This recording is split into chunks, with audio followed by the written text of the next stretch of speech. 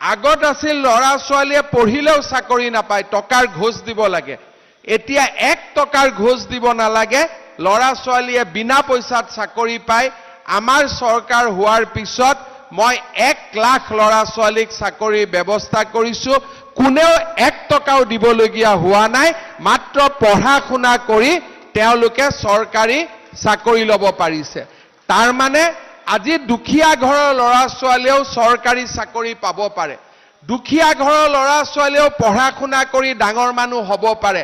সেইখন অসম আজি আমি নিৰ্মাণ কৰিছো।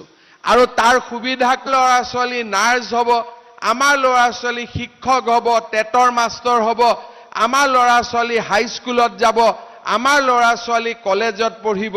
আমাৰ কিমান মন ভাল লাগিব।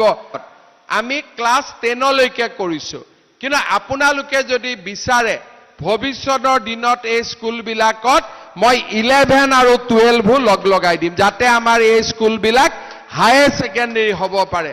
ৰঙাপাৰা সমষ্টিত আমি যিমান বাগিচাৰ স্কুল বনাইছো, তাৰে যদি 3খন স্কুলত আৰ্টছত 11-12 খোলো, 3খন স্কুলত যদি ছায়েন্সত 11-12 খোলো, 2খন হ'বনে নাই বাইদেউহঁত? হ'বনে নাই? গতিকে আপোনালোকে ল'ৰা ছোৱালীক স্কুলত পঠাব লাগিব। কোনে কোনে নপঠায় হাত দাঙকচোন।